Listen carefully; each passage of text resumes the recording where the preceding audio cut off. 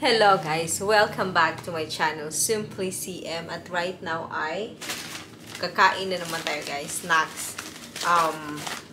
Binili ko siya sa, hindi ko malala yung pangalan, ay dito pala, ito siya. Kayo na magbasa kasi hindi ko siya mabasa. Boulangerie fries and authentic something. Real price ito is nasa 69 pesos. I think 69 pesos din ito. Pero, parang last display na ata siya. Parang, I don't know, parang, mano na siya ba? Parang pa-expire na. Tingnan natin until, display until 18. Anong, is it 17 today or 18? Check natin. Where's my phone? Okay, so ano pala last display today, kaya siya mura. So, I bought it half price. So, basically, for this two, mga 70 plus yung bili ko. And that's fine because I'm also gonna eat them today. So, we are staying dito sa Savoy Hotel. Malapit lang siya sa Naiya, guys. Parang 300 meters lang ata yung layo. So, binili namin siya kanina and I really like it.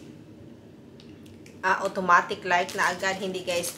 Pag may mga pork floss yung yung bread, gusto ko talaga. Ayan, dumi ng kuko ko. Wait lang. So, ito talaga yung mga gusto ko. Sa Cebu, meron kaming, hindi amin, pero merong shop doon. Sa Ayala ba yun? Or sa SM Bread something? Michael, do you remember that bake shop in Ayala that I really like? Do you remember the name? Bread Talk. Bread Talk.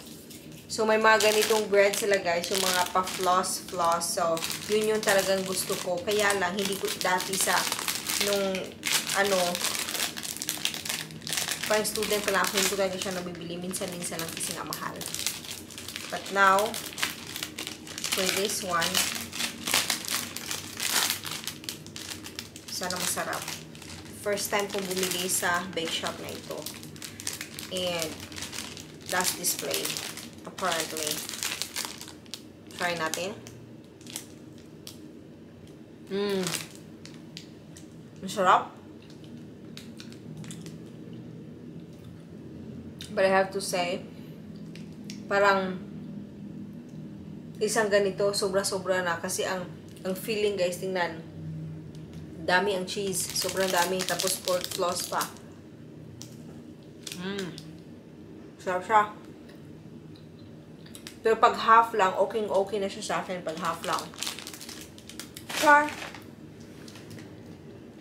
Masarap.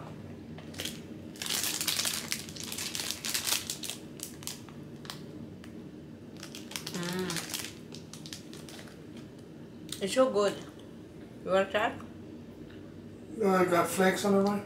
Mm-hmm. I don't like it. The inside, the cheese. A lot of cheese. I like it.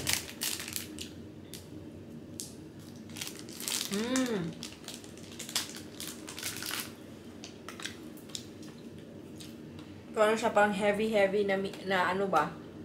The bread.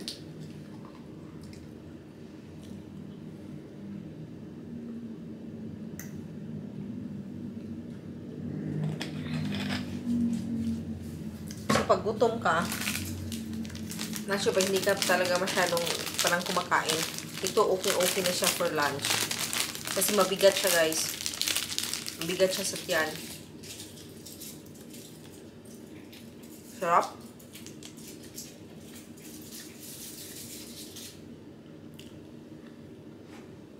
Ibig sabihin, ito, bukas ko na ito kakainin. Kasi ito palang mabubusog ka na talaga.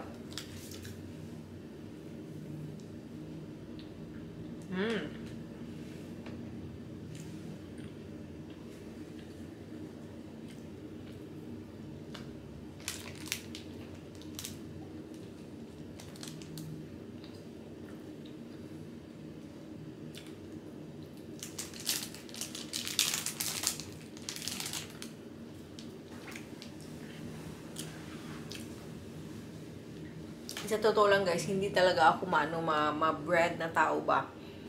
Kasi, feeling ko parang yun na lagi yung parang kinakain ko abroad. Alam mo yun, parang pan lagi. Burger, pizza, sandwich, yun na yung parang madali na kainin doon. Kaya pagdating dito, parang hindi ko talaga iniisip na parang, oh, bibili ako ng tinapay, ganyan. Walang ganun na feeling. Feeling ko nga, parang ito ba yung first na tinapay na kinain ko dito sa Pinas for the last, I don't know, almost 3 months na andito kami. Hindi ako matinapay na tao, grabe. Pero, pag mga ganito na, ito talaga yung gusto ko. Yung mga pa-floss-floss na ganyan, sarap. Yung cheese niya, sobra.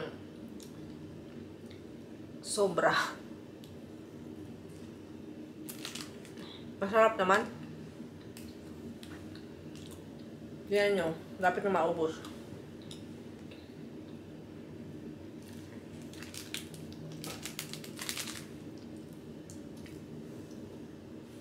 Nag-i-stress eating ako guys. Kasi, alis na kami bukas. And ang pinakaayaw ko talaga pag nagta-travel yung pagpapack ng gamit. Tapos limited lang yung mga kilos na dadalhin. So, nalala ko lang bigla na parang from Cebu to Manila, may 24 kilos kami. So, nakuha ko talaga siya exact na 24 kilos each luggages kami. Pero, yung pa-Manila to Denmark, 20 kilos na lang. So, kailangan kong maglabas ng 2 kilo na ewan ko ano pa ba yung ititira ko dito. So, it could be clothes, it could, whatever. I will try to see kung anong pwede kong ilabas ng 2 kilo para hindi kami lumagpas.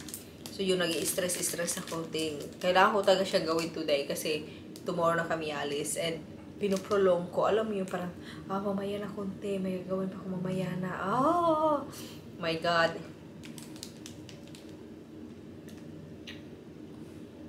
Dumi ako kuko.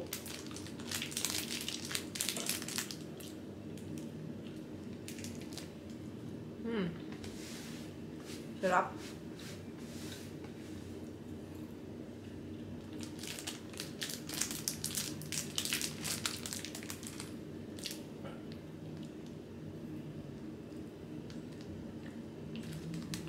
Konti na lang.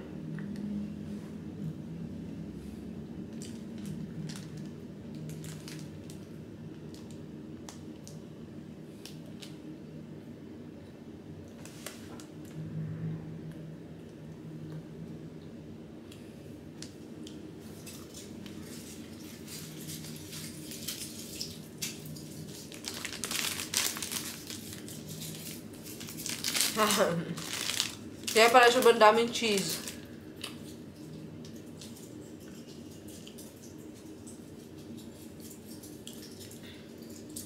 Ultimate cheesy pork floss.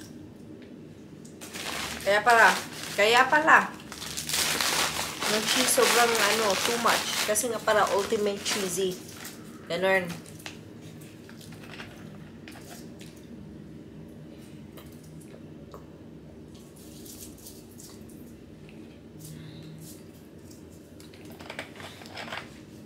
So, yun. Yun lang, guys. Salamat. Thank you so much for watching. Thank you sa pagsabay sa akin kumain kung sumabay kayo. And, yeah. Bye-bye. At ako ay maghanda na sa mga dapat handain dito para ready na for tomorrow. See you!